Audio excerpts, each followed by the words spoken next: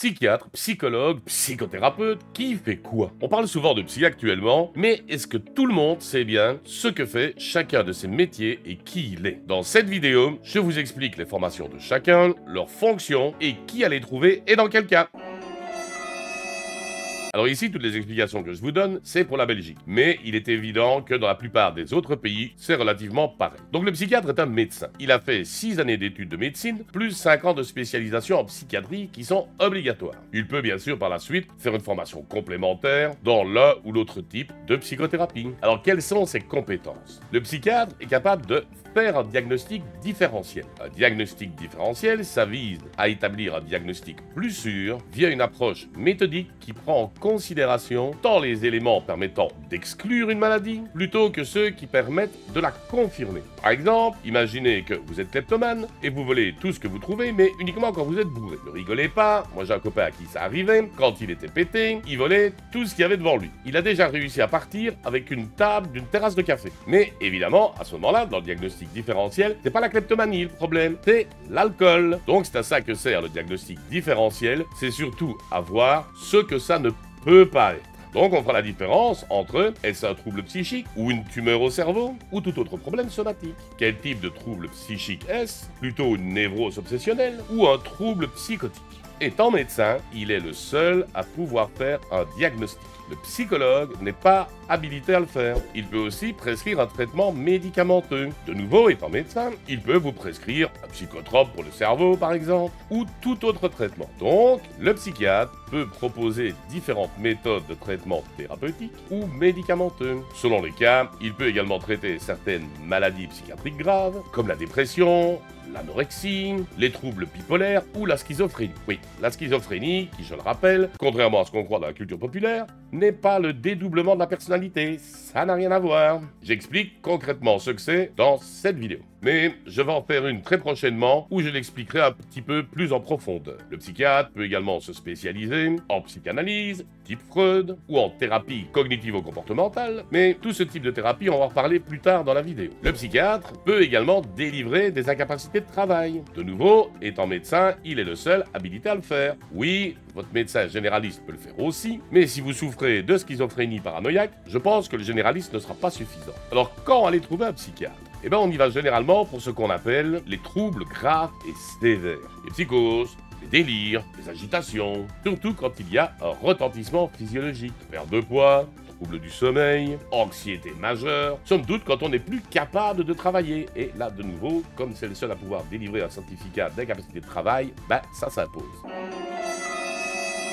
Le psychologue, lui, a fait 5 ans d'études universitaires, souvent en orientation psychologie clinique. Souvent aussi, il fait une formation complémentaire à la psychothérapie, mais elle est optionnelle. Alors, quelles sont ses compétences? Donc, comme on a vu, le psychologue ne peut pas faire de diagnostic différentiel. Il ne peut pas proposer de traitement médicamenteux et il ne peut donc pas délivrer de certificat d'incapacité de travail. Alors quand est-ce qu'on y va? Eh bien on va consulter le psychologue principalement pour des troubles légers ou modérés. Ces troubles ne nous empêchent pas complètement de vivre, mais ils sont quand même très embêtants. Et alors là, le psychologue peut aider à y voir plus clair dans sa vie. Il peut faire notamment des thérapies de couple, traiter votre anxiété, votre dépression, etc. Mais comme on l'a vu, si la thérapie n'est pas suffisante et qu'une prise en charge médicale est nécessaire, il vous orientera vers un psychiatre. Cependant, on peut associer suivi psychiatrique et psychologique. Par exemple, tous les 2 mois chez le psychiatre pour certificat médical, prescription médicamenteuse et mise au point globale, et un suivi psychologique plus fréquent pour travailler sur soi-même.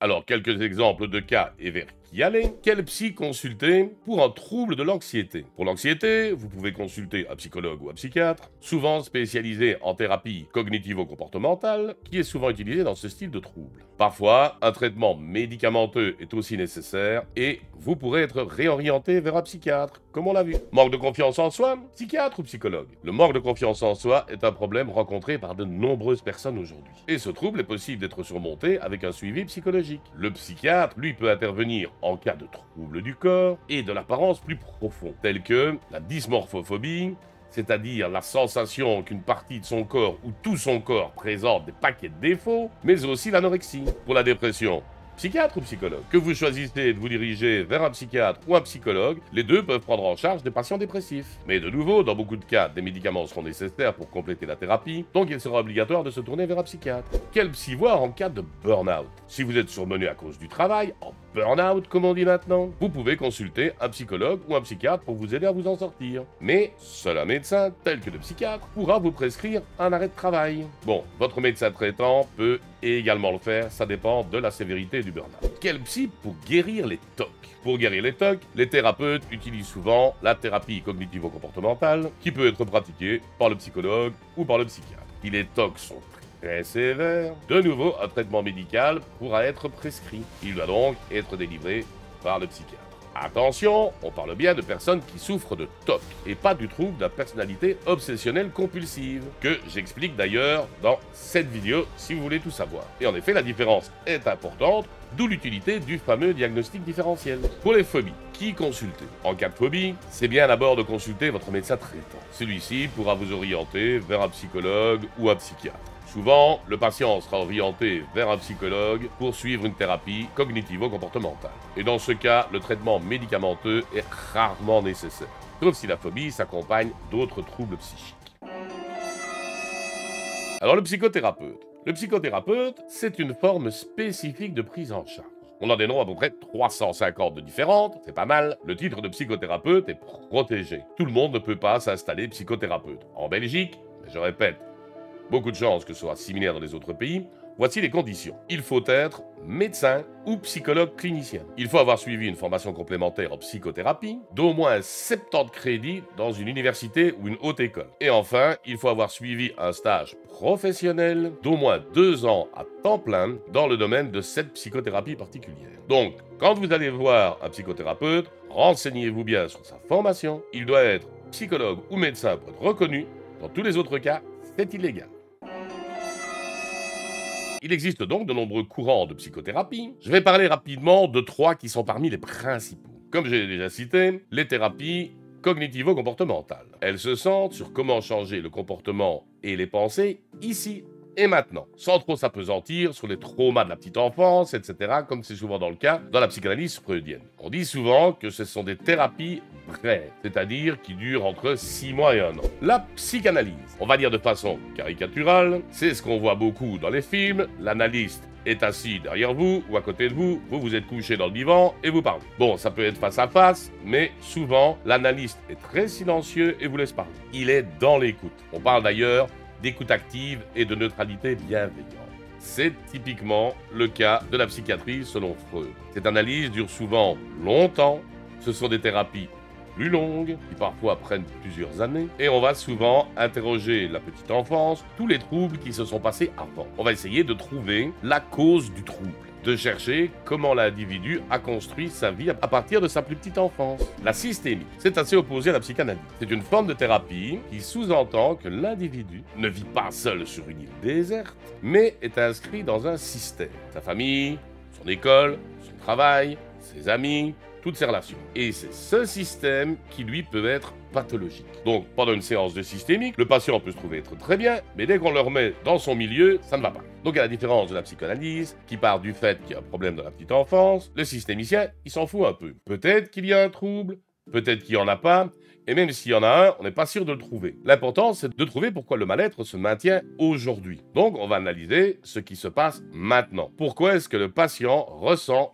toujours des difficultés? Et on va essayer de trouver quel est l'élément ou les éléments du système qui perturbent le patient. Et bien sûr, beaucoup d'entretiens de couple ou de famille sont réalisés dans ce type de thérapie. Voilà pour ces 3 types de thérapie, c'est extrêmement simplifié. C'est juste pour vous donner un peu une idée, suivant le ressenti que vous avez, de pouvoir vous diriger à je sens bien que c'est cet événement-là dans mon enfance qui me perturbe toujours, psychanalyse, je ne me sens pas bien, je ne sais pas pourquoi, systémique, etc. À côté de ça, il existe aussi toute une sorte de thérapie alternative comme la sophrologie, le yoga, la méditation zen, tibétaine, etc. Toutes ces thérapies sont souvent qualifiées de pseudosciences. Pourquoi? Car elles ne sont pas reconnues par le monde scientifique, que ce soit par manque d'efficacité thérapeutique prouvée ou par leur méthode. Maintenant, ça ne veut pas dire que ça sert à rien, mais il faut rester prudent. Si une méditation vous apaise, pourquoi pas? Si la sophrologie vous fait du bien, D'accord. Mais si on vous dit que pour purger les toxines de votre corps, il faut boire du jus de citron pendant 15 jours et rien d'autre, c'est bof bof. Donc voilà, vous vous y connaissez mieux maintenant en suivi psy, ce qui pourra vous aiguiller si vous ou un membre de votre entourage ressent un problème psychologique. D'ailleurs, si vous voulez aller plus loin et en savoir plus sur les différentes maladies et troubles mentaux, je vous conseille d'aller voir cette playlist où j'aborde plusieurs thèmes tels que les troubles de la personnalité, la schizophrénie, le pervers narcissique, etc. Vous y trouverez de quoi combler votre curiosité.